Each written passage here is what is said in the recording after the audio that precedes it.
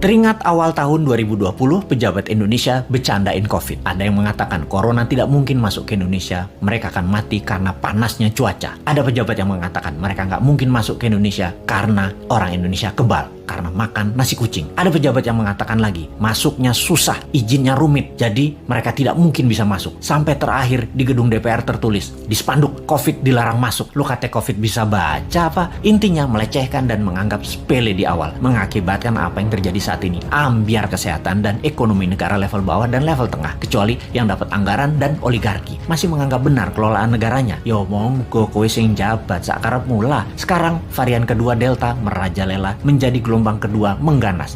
Mulai disalahkan rakyatnya nggak kuat sama PPKM aja mengeluh, apalagi di lockdown. Nah kok ngene sih sampean bernegaranya, Cak? Kok nuduh rakyat? Bentar, jangan-jangan kalau di lockdown 100% dengan darurat militer plus dikasih cuan selama 14 hari langsung reda COVID-nya ketimbang di PPKM kan, dimana 80% manusia masih pada ngider bingung sih tepatnya. COVID jadi tetap merajalela karena ikut bergerak juga mengikuti cangkangnya. Sudahlah, pokoknya nggak ada lockdown, adanya PSBB, lalu PPKM, lalu nanti muncul singkatan baru dan apalagi strateginya, ya terserah. Lalu sibuk vaksin sana sini, tahu-tahu ada strain mutasi baru, Lambda, jreng, kaget lagi. Dimana Lambda ini katanya anti vaksin, kebal vaksin. Apa sih sebenarnya yang terjadi? Vaksin sama virus kok pinter-pinteran begini, sakti-saktian, punya jurus di atas jurus. Karena bernegaranya punya gaya sendiri, nggak mau denger ilmu selain ilmu orang di sekitar istana, maka ya nggak apa-apa kita nggak dianggap, walaupun kita selalu memberi solusi melalui sosmed. Kita ingatkan versi lain, pernah kita berikan solusi pakai gelang hijau, fokus di daerah hijau,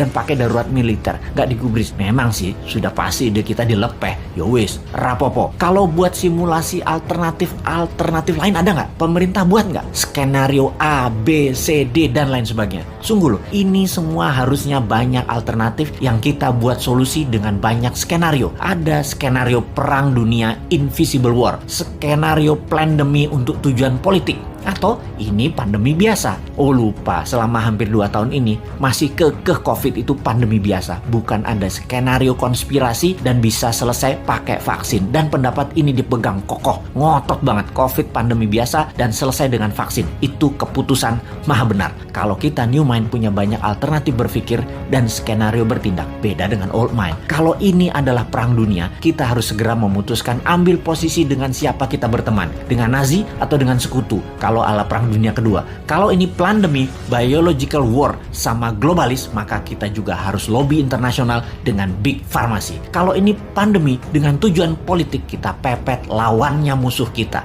Ini dari sisi hulu, dari biang masalahnya. Kalau dari sudut pandemi globalis yang terus menginginkan kendali kesehatan, maka apa yang terjadi kalau vaksin sudah 100% populasi di Indonesia, ternyata pandemi COVID tidak hilang juga. Beli vaksin lagi. Lama hal ini sudah kita pertanyakan, namun pejabat bilang tidak mungkin, pasti hilang dengan vaksin. Iya paham, kalau tidak selesai ya nggak dijawab. Lalu yang dia bilang adalah lo ngeyel sih. Oke, kalau New Mind bagaimana? Punya skenario lah kalau New Mind. Skenario kalau COVID tidak bisa selesai oleh vaksin. Cara berhitungnya sederhana. Kalau terpapar 20.000 per hari, maka sebulan 600.000, setahun 7 jutaan. Saat ini 3,5 jutaan, alias total sampai akhir tahun 2022 bisa mencapai 15 jutaan. Dan ini baru memapar 5-10% populasi. Dimana kalau ternyata vaksin tidak menyelesaikan penyebaran COVID, maka 7 tahun COVID baru hilang dari bumi Nusantara. Karena untuk herd imunitas harus 70% tercapai.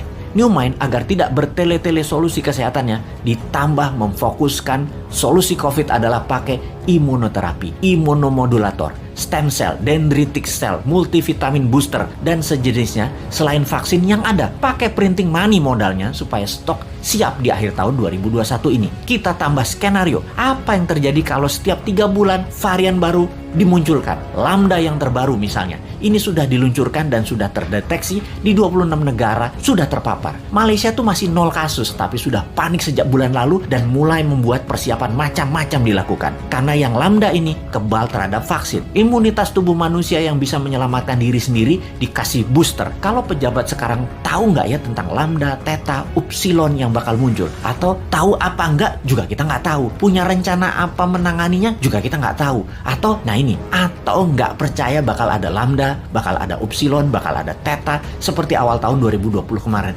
Ya monggo. Jadi kalau vaksin tidak menyelesaikan masalah ditambah varian baru yang lebih kuat muncul, mau PPKM karet berapa lagi? Karet 4 seperti sekarang aja jebol. Kalau karet 10 pedes banget ya. Masih belum nyadar juga ya bahwa solusi selama 2 tahun ini belum terlalu tepat. Setidak tepat selalu berhutangnya untuk hal yang tidak produktif di dalam bernegara. Ayolah melobi globalis. Bisa kan ngerti? Cuma nanya, jangan marah dong bos. Aku ya ora paham. Cuman kasihan rakyat aja.